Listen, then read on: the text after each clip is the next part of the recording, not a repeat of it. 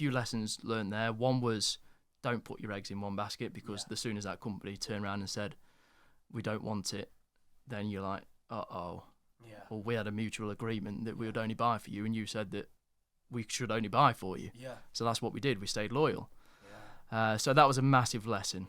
It's happened a couple of times to us in the past where we've put reliability on somebody giving us the leads, or as a customer, however you want to phrase it. Like a single point of failure. Exactly, yeah. So that was a big lesson back then. That was when we went on our own and we started trading, very much like a typical car trailer, I guess, trader, I guess. Just buying and selling, moving them on, getting put. If there was a dealership that had a part exchange coming in, they would call us asking for a price, and move on there. And that's what we did pretty much to 2008, 17, 18, that sort of era. Yeah. Like, what was the level? Was it just you and your dad doing that, buying one at a time, maybe, or whatever? What did it look like? Yeah, exactly that. Because that's all we had the money for. Yeah. Yeah. I mean, especially when we stopped buying for that first company, I can remember we had a 25 grand overdraft. And this is how bad it got. Yeah. I think we had 4 grand left of that overdraft. Wow. And that was in the days when you was able to cross checks. Yeah. So you paid out a check, as long as you got to the bank in the same day, then they would hopefully match 2, 3 days, 4 days later. Yeah. So I don't have the best of memories about that time, but that's what we did, and just fought a way out of it. And it's a big praise to my dad for that, because he was a big fighter when it came to that sort of thing. What did that feel like? Did you have it? Were you with Vic your life at that time? No, previous to Vic. Yeah. Well, previous to Vic. But no, it's scary, because there was probably an element where another month or so, and the family home was being sold and everything like that. So it was a massive learning curve. Isn't like life so funny like that, and business as well, that like this sliding doors moment? Yeah. What happens if like that one deal doesn't happen? Yeah. And with 6 weeks without a sale, does everything, like, is Shane in a complete different place with a complete different person? You got a baby roaring out. I've been working for somebody, whatever it is. Isn't that so interesting? And I think life's so funny like that, and it's just such a reminder, just keep going, isn't it? Exactly, yeah. I guess you learnt that from your dad then in that moment.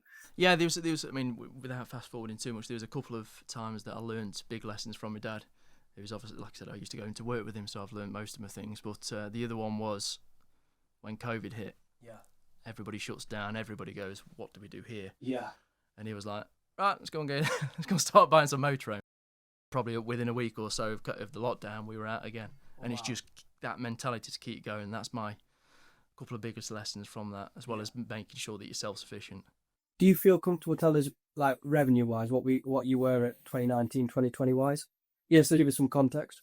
So 2019, we were, I can't remember the exact figures, but we're 150, 170,000 pound. Wow. Sorry, this is net. This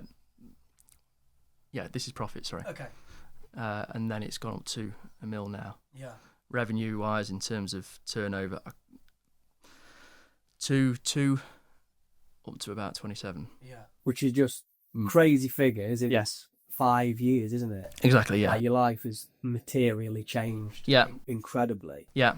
And so what led to that? So I think we need to talk about COVID. Yeah. Because that was the moment that everything started to change, wasn't it? That's right. So just before COVID, we took on my friend Liam. Yeah. He was somebody that joined the company with us. Yeah. Was that a big step, taking on your first employee? Yeah, because I'd never employed anybody before. No. My dad probably took salespeople on as a sales manager back in the day, but yeah, it's a completely different thing. The only thing is that I was obviously comfortable with the person I took on, because I'd known him for 20 odd years at that point. So that was a big change. But obviously going from that to in 2019 and into 2020, and then you've got this other person that you need to pay, even though everybody's just gone into lockdown and the world's ending. Yeah. That was more the scary moment, was going into lockdown and thinking, I've got this person that I'm responsible for. Who's your friend? Yeah. Yeah, and that, I can imagine that'd be quite a big weight. Were you mandated to shut down at that time, or were you okay?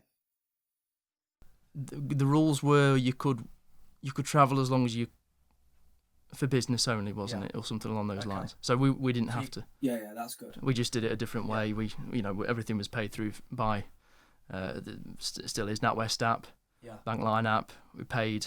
They handed us the keys through the window. We inspected it. Wow. Went round, shouted through the window, and did the deal. Okay. So when did you change to We Buy in a Motor Caravan? We changed, and this was the second lesson that I had about putting your eggs in one basket. This is around 2000, I'm going to say 2015-ish. Yeah. Another company has set up a similar company doing the same sort of thing, but he was based on caravans. Okay. And he wanted someone to do the motorhomes. Yeah.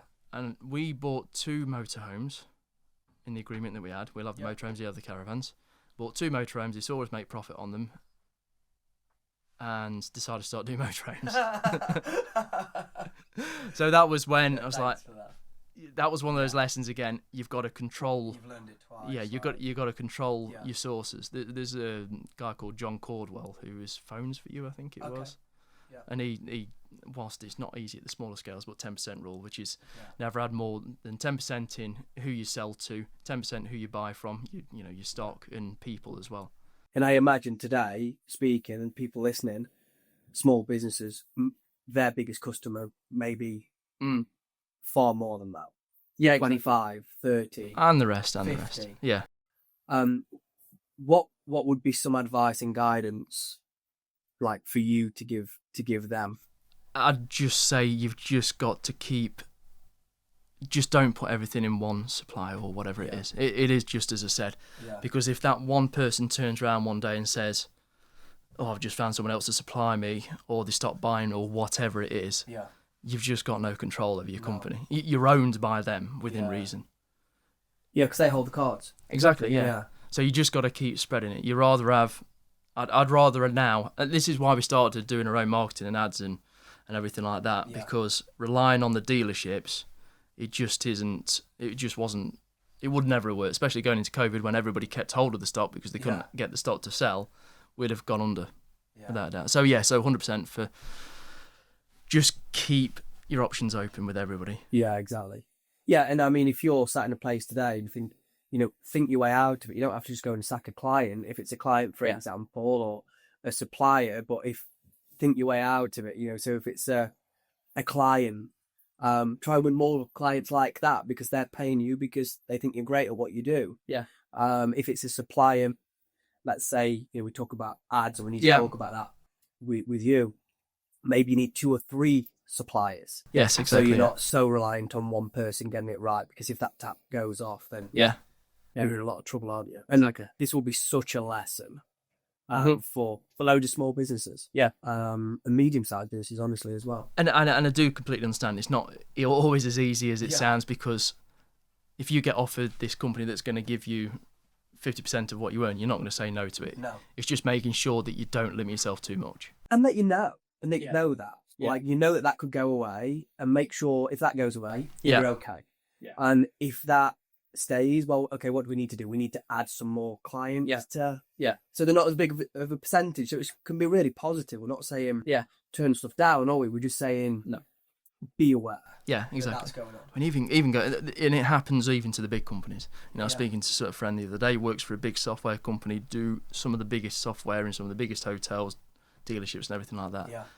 And I think there was one that was teetering on the edge of renewing, and I'm sure it was like 60% of their customer base. Wow. And that just changes. That makes you... That just... you have to get rid of a load of staff and everything if that changes. I knew... I had an example of a company who... massive turnover, similar story. But Amazon will have 80% of all their revenue. And then that was bought out. Yeah.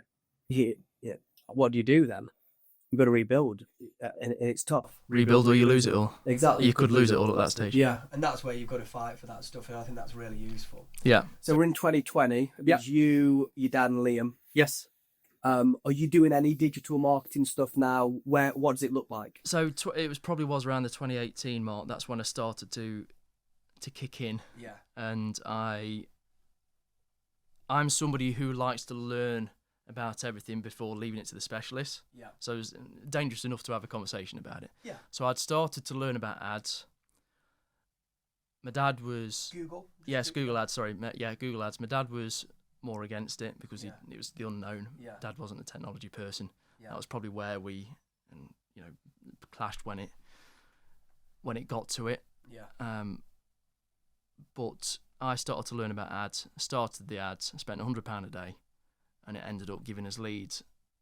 And even though my dad was nervous about it and said, "Oh, I don't like that," I think it came to the end of the next month. I think we bought something like 15 and 7 were from the ads. Wow. And I was like, yeah, here we go. Look, yeah, these are your results. Yeah, we just bought 7 and it's cost us one motor end's profit. Yeah, and I think that again is a really great lesson, because there'll be lots of businesses maybe listening here today who are older companies, 30, 40, 50 years old, and maybe a similar situation to yourself and your dad.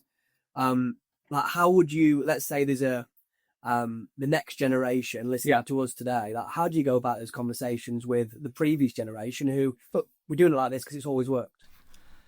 Yeah, it's a difficult one. It depends who you've got on the other end. I've got friends that are that stubborn that the kids have had to walk away. Wow. But then my dad ended up, and he told me that more after, is like, I just couldn't keep up, and 2, I just couldn't deal with the clashes in opinion. Yeah. The only way I did it was just prove the theory works. Yeah.